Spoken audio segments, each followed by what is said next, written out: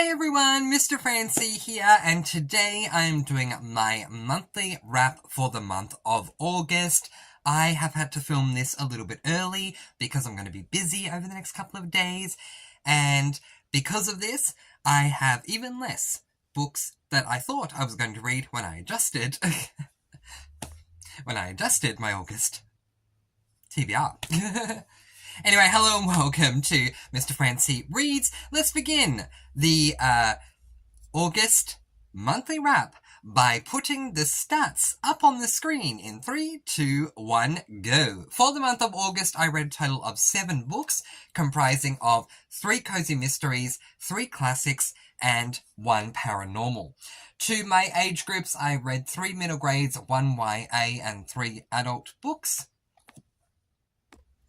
To my lengths, and I read 1 3/4 tome and 6 novellas, totaling 1,523 pages, which feels like nothing to me.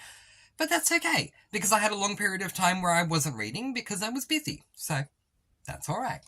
To my star ratings, and I didn't have any 5 stars for the month of August, which is a shocker for me. But I had 2 4.5 stars, 3 4 stars, and 2 3 stars. So let's jump right on in, shall we? The first book that I read for the month of August 2024 was this book, Dark Flame by Alison Noel. This is book number 4 in the Immortals series, and I gave this book a total of 4 stars. Now, not a lot that I can say about this book. It is the 4th book in a series. I don't want to give away spoilers, but I will say that the basic premise of this book is that we follow Eva in book 1.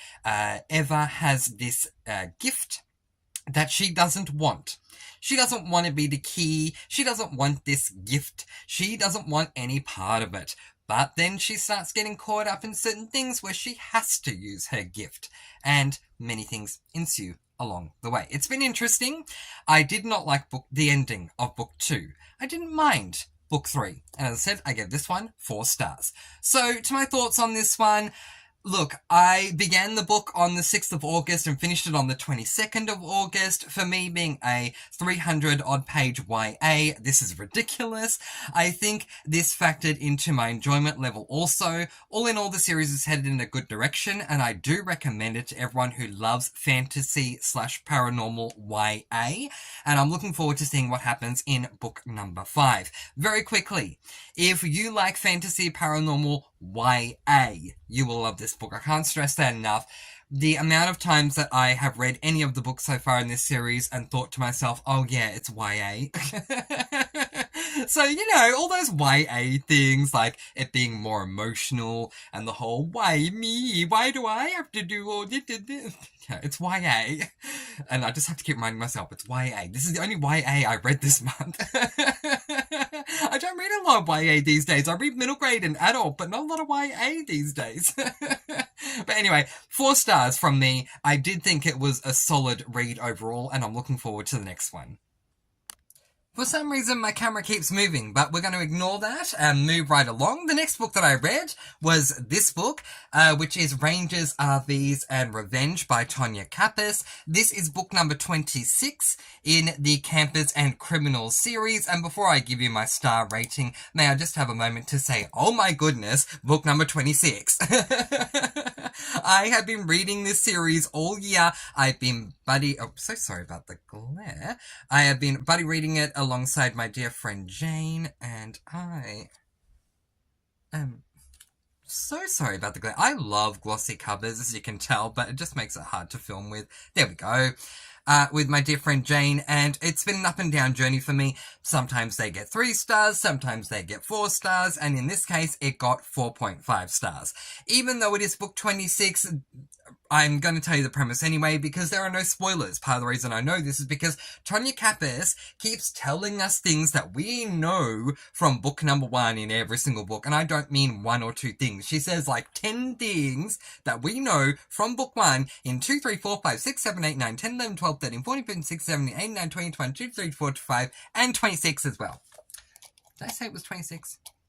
Yes, so no spoilers. But anyway, the premise is when Miss Daniel Boone Days is murdered and our good friend Helen Pye, owner of Cuticles Beauty Salon, is standing over our beauty queen with a gun, let's just say Helen didn't giddy up on out of there. Nope, she was hauled down to the sheriff's department and booked for murder. Ranger Tucker Pyle is taken off the case because let's just say he knows his Aunt Helen didn't do it, but who better to snoop around to help him out? Yep, you guessed it, the Laundry Club ladies and Mae West once again find themselves with their sleuthing notebook in hand and get all gussied up to find out just who is behind the murder. To my thoughts, I really love this book. I know I didn't give it 5 stars, but the minor deduction of 0.5 shouldn't be taken too harshly.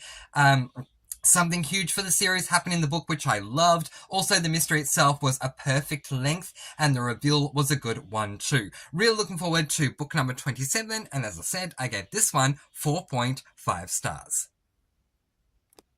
The next book that I read was this book, Campfires, Courage and Convicts. This is book number 27 in the Campers and Criminals series by Tonya Kappas, Adult Cozy Mystery, and I gave this one 4 stars. So the premise of this one is, it is fall in Normal, Kentucky, and the town is celebrating the season with a bourbon festival. Mae West is trying to enjoy the festival and a night out with Hank. While trying to dodge the one question everyone keeps asking, Mae overhears an argument between the Bourbon King's son and another man and woman. So when she stumbles over a body with ties to the Bourbon King, her hackles are raised. To my thoughts, don't get me wrong, I mostly enjoyed everything outside of the mystery, but the mystery as well as its reveal was a real letdown. Something else I've discovered as a con is that Tonya Kappas keeps mentioning things we have known since book 1 in every subsequent book. In every subsequent book. Given that this is a series, it doesn't make sense unless Kappas is happy for her readers to pick up any book in the series and begin where they want, but that makes no sense as there are spoilers for other books in the subsequent ones. I'm surprised it took me this long to notice, but now that I have, it annoys me. An example of this is that Maybelline was adopted after her birth parents died. This is not a spoiler, we learn about this really early on in book 1, so it's not a spoiler at all, but we are told about it again in books 2 to 27. The situation with Hank and Mae makes me very happy, and I'm looking forward to seeing how it continues. I was all set to give this book 3 stars, but then the ending. Oh, the ending was so good, and I couldn't wait to get on to book number 28. I added a star. It was going to be 3 stars, but the ending, so good. 4 stars. The next book that I read was this book, which is Trapping Turkeys and Thanksgiving. Again, I'm so sorry about the comment. There's really not a whole lot I can do. And Thanksgiving, book number 28 in the Campers and Criminals series. And I gave this particular one 3 stars. So, there you go. Average one, unfortunately, to end it. But the premise of this one is, with all the delicious southern dessert Mary Elizabeth is serving for Thanksgiving, Mae has joined the local running group to race in Thanksgiving annual turkey trot. She never figured murder would be on the menu, and a couple of people she loves have a perfect motive. The list of suspects isn't exactly brief, especially when one of the governor's recently pardoned prisoners is at the top of the list. To my thoughts, an average read for me, but that's the way it goes for me sometimes with the series. I love the cozy side, especially all the prep for Thanksgiving, but the mystery just did not appeal to me at all. Still excited for the next one, but an average read for me. I will say that the way that the previous book ended, I loved. The way that this one opened up, I loved, but it didn't become as big a deal or go in the direction that I was hoping that it would. So that was a bit of a letdown. Ultimately, 3 stars for this one. The next book that I read was this book, which is 5 Have a Wonderful Time by Enid Blyton. This is a middle grade classic, and I gave this book 4 stars. It is book 11 in the famous 5 series out of 21, which means I'm now at the halfway mark. Woo! So the premise of this one is the famous 5 are having a brilliant time on holiday in horse-drawn caravans, and they've discovered a ruined castle nearby. The castle looked deserted from a distance, but is that a face at the window, or is it a trick of the light? The famous 5 just have to find out just who is hiding in the castle. So to my thoughts, it's tough for me to give a Famous 5 book 3 stars, so I bumped it up to 4, but it's not one of my faves. It's not to say it was a bad book, however, compared to some of the others, it wasn't up to par. It was very easy to work out what the mystery would be, as it was foreshadowed over and over and over again, which annoyed me. Also, violence once again featured in this book. I understand that it's a classic and that the era needs to be taken into consideration, but Enid has written some amazing Famous 5 books that don't feature violence, and sometimes it feels like the violence is put in there to add entertainment, which it doesn't do for me. So ultimately, I gave this book 4 stars. The next book that I read was this book, which is 5 Go Down to the Sea. This is book number 12 in the Famous 5 series, and I gave this one 4.5 stars. So the premise of this book is, who would deliberately lure someone onto treacherous rocks on the Cornish coast? Somebody is flashing lights from the old tower on stormy nights, and the Famous 5 sense danger, but can they solve the mystery safely? So to my thoughts, much better than the last one. Firstly, no violence in this one, which was a big plus. Also, despite the sea in the title, I wouldn't necessarily call it a seaside adventure, which works for me, as we've done that sort of thing a lot already. I really loved the hostess. I don't remember her name, but they stayed at this like B&B thing, and the hostess was lovely. And the twist at the end blew my mind. Fantastic book. Now that I'm saying that, I'm remembering what happened at the end with that guy. I'm trying to say things I can say that are spoiler free, and I can say that guy because you don't know who that guy is, but with that guy and how that thing happened, oh, it was so good. 4.5 stars for this one, and with no violence, a high recommendation from me. And the final book that I completed in the month of August was this book, 5 Go to Mystery Moor, which is book number 13 in the Famous 5 Mystery series, again by Enid Blyton, again a middle grade classic. I gave this one 4 stars. The premise of this one is there's something dangerous out on Mystery Moor, and the Famous 5 will have to risk their treacherous mists to follow the trail. So to my thoughts, rough beginning, really rough beginning. Really rough. I don't remember the last time I had such a rough beginning to a Famous 5 book, so that was a bit off-putting. But the vacation overall, really rough beginning. The vacation overall was not enjoyable. The mystery, which begins at the halfway mark, however, was really intriguing, and the conclusion was so exciting. All in all, an up and down book. Yeah.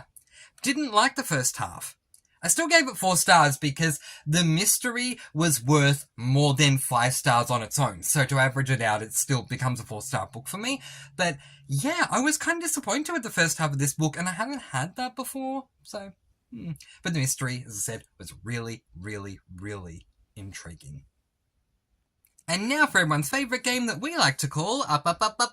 These are the books that I completed in the month of August 2024. Not a lot this month, but boy, do I have a lot to read next month. 14 books for the month of September. 14! Wish me the best of luck. We'll see how we go. But that is where I am going to leave it. What was your favourite book that you read in the month of August 2024? Let me know in the comment section below. And in the meantime, I'm going to let you all go with peace, blessings, and so much love. Please do be kind and love one another, and spread your sparkling energy all throughout the world. And until next time, happy reading. Bye, everyone!